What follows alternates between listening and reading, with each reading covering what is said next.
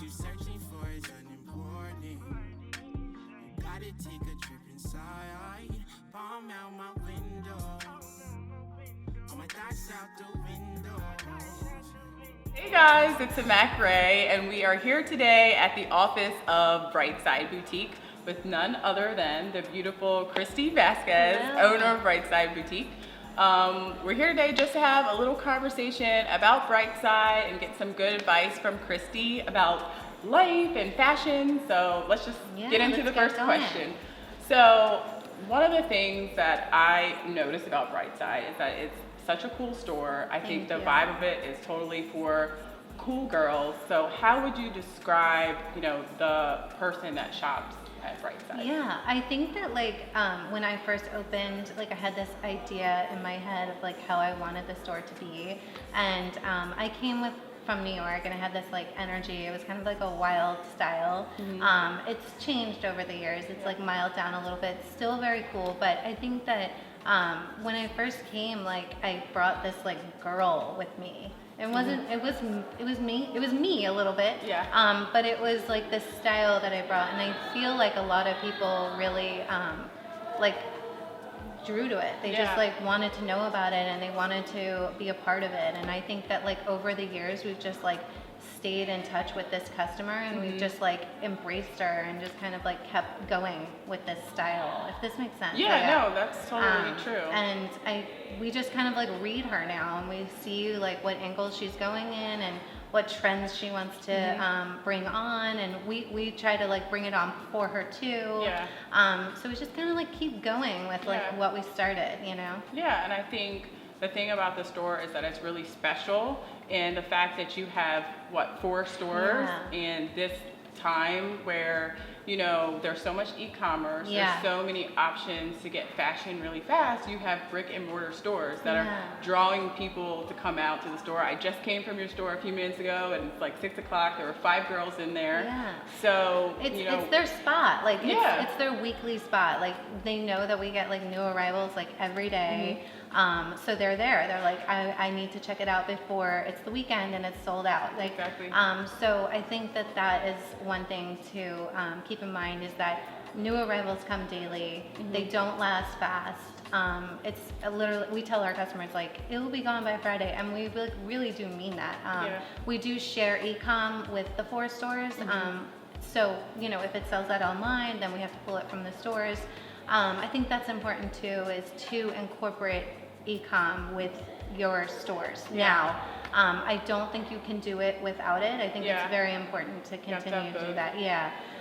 But I think that the experience that you bring in the store, your customer service, the styles, the trends, you have to bring that. And you have to see what they're, I just said earlier, see what they're wanting, and see what's coming, and bring it before it comes, and make them feel comfortable in it and confident. And just I think that's the store is very on trend. It's very cool. But one of the things that I really loved about it the first time I came in the store is that it had so many other cool things, cool sassy things that are good for gifts or around the house. So can you talk more about that? So the thing that I wanted to bring up about that is, so we started out by reaching out to brands that we thought were funny. A lot of times it would be me on Etsy, trying to find funny things.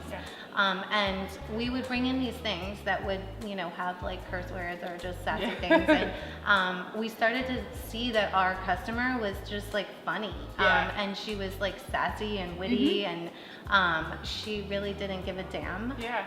So we played into that. We started our own label. We our biggest brand in our store is our label.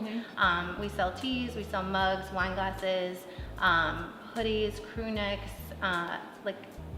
pouches, anything that we can print on, we do. And I think that that has helped us like extremely, because we're able to like come up with our own ideas and like come up with our own funny sayings, and like if we see something like hilarious, we're like, oh my God, they would love that. So I think that like we know our girl like really well, and we've learned like who she is, and it's so on point. She's like funny, and she's funny, and she's sassy, and like everything that you see in there, I'm like, I want that. I would say that. And we, like in Annapolis, like 85-year-old ladies are like, oh my God. I brought my mom in there. Yeah. And she was like, oh, this is hilarious. Oh my God. We have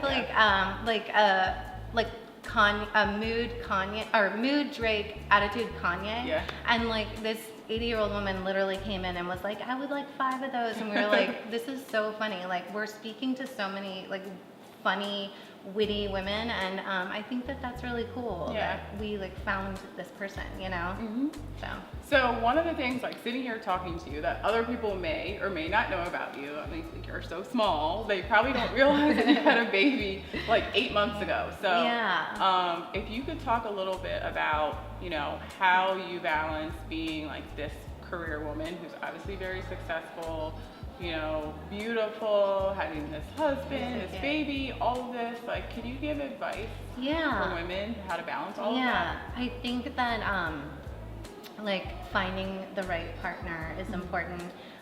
You have to find somebody that like supports your dreams and doesn't laugh at them, doesn't like give you crap for like staying late or doing something else or stepping out. Like you really do have to find somebody who's like on the same page as you. And I think that, as far as like being a mom goes, you do have to understand that, your life as you once thought, or once was, is not going to be the same. So you have to know that you can't work the way that you once did.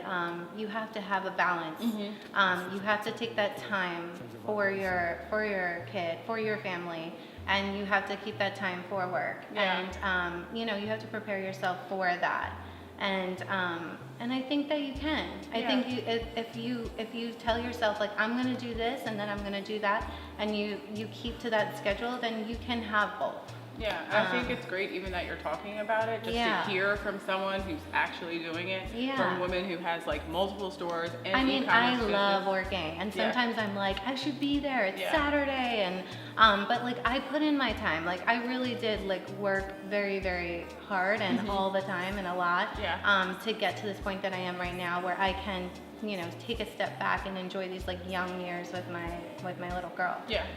So I think that like, just preparing yourself for that and like really focusing on that, and you can like really enjoy everything that you have to learn how to prioritize and balance, and you definitely are like living proof that you can do it. You can.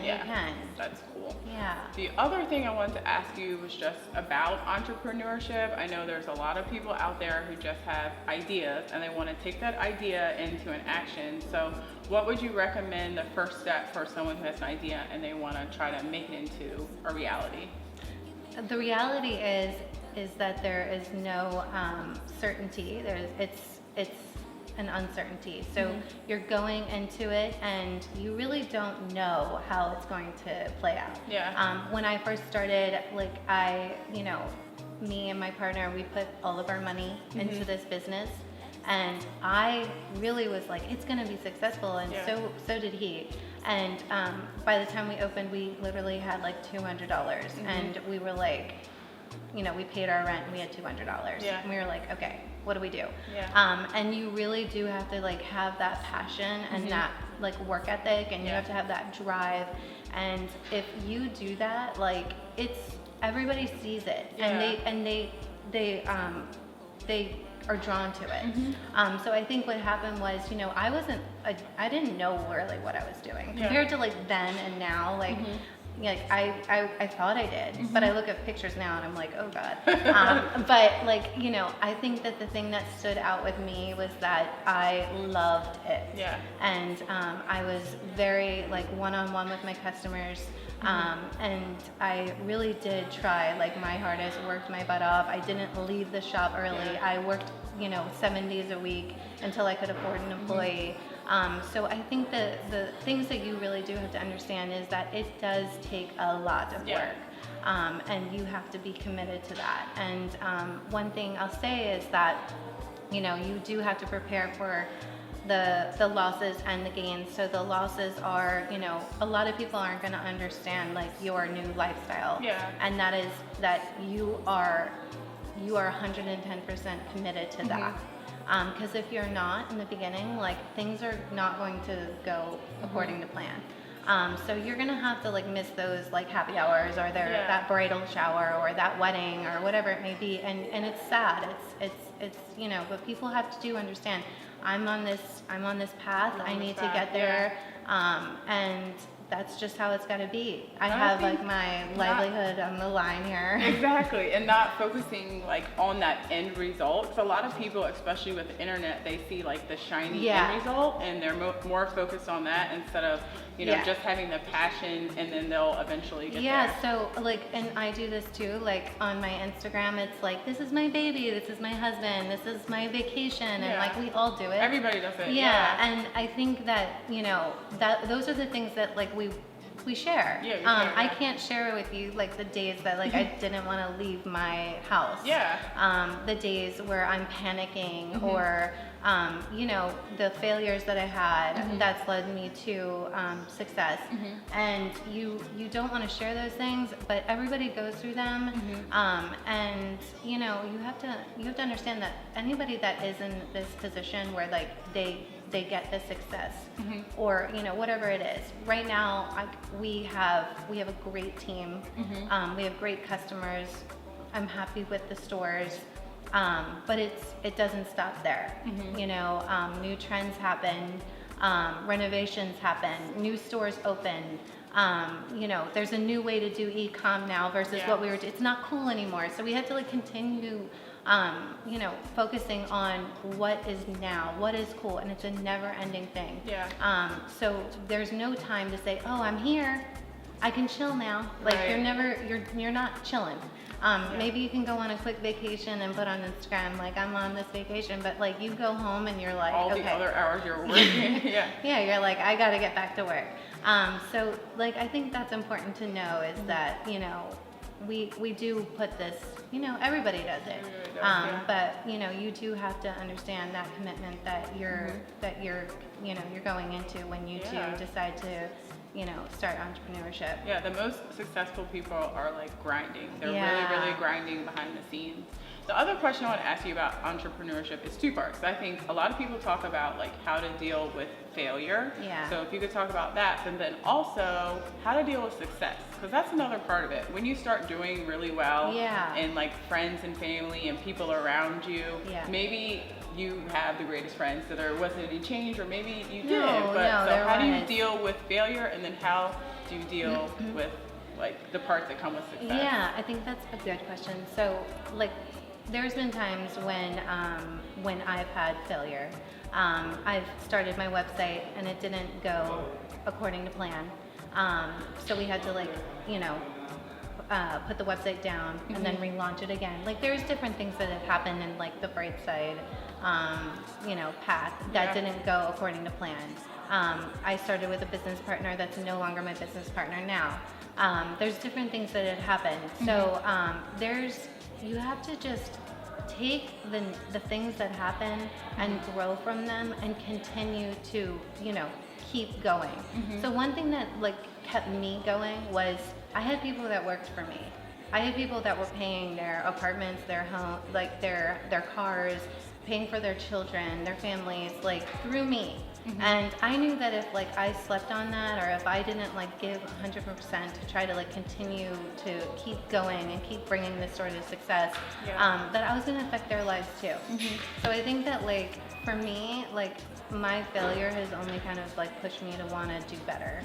And like, you know, I want to make sure that like my employees, you know, they see that this leader that's not giving up, that's keeps going, and you know what I mean? I think people are more afraid of failure instead of like what it actually means to fail and what you can actually learn from failing. It's not as bad. You learn so much. You're like, I'm not gonna do it like that this time. There's employees that come in that work out great, And there's employees that come in that don't really work out. So you have to take those experiences and you have to learn how to be a boss too. Yeah. You can't let, things happen like that you don't want to happen, or Yeah. you know what I mean. You have to be able to control the atmosphere, and you have to be able to decide who's going to take this business from like step 1 to step 2. Are they really doing what I need them to do? So there's all these things that you need to learn and take those experiences and change them for next time, and just like know that it's okay. And just know that like if you do learn from it and you decide to change from it, and if you decide to go a different route in the next time, like you're improving yourself. So So the success part, how do you deal with that part when that part comes, hopefully? Oh my gosh. Well, okay. There's been times when like, I was working, and then maybe it was after like the 4th year, I would say, that like I arose from like my stores, and like I was like making appearances at my family like gatherings and my friend gatherings, and people would be like, oh my God, like she's here. She's alive. And they would see me not like on my phone or like on my computer or like having anxiety. They would see me like relaxed, and they were like, oh, this is like the Christy that like we remembered, that we wanted to be around, what I mean? And I think it's important to let yourself relax, like say, okay, I've worked this, like I've put in my time, like and I've gotten to these things that like I had these goals and I'm there. So let me just take a chill pill, like and take that time to like enjoy my family and enjoy the people that have supported me. So, is there any last things that you want to just say, like any final advice, any words? Yeah, I mean, it is a beautiful thing to be in control of something that you've created, and I encourage everybody to do it. And I think that, you'll get a ton of really great experiences from it. And it's not scary to work for a small business. I think that, people don't know. It's an uncertainty for them as well. Yeah. You know what I mean? Yeah, and I want to say, like, when you come on and you bring like a really great quality that like I don't have, or like our staff doesn't have, then you're only making the business better and you're growing it. And I just want to continue to like get, really hardworking and talented creative girls at Brightside that can keep this going. You know what I mean? Yeah, for sure. Okay, so guys, if you're looking for some work and you're a talented, creative person, find Christy at Brightside. Also, follow Brightside Boutique on Instagram. Follow Christy on Instagram. What's your Instagram handle? I'm Christy __Vasquez. And follow me, the MackRae. All right, thanks guys. Bye. Thank you.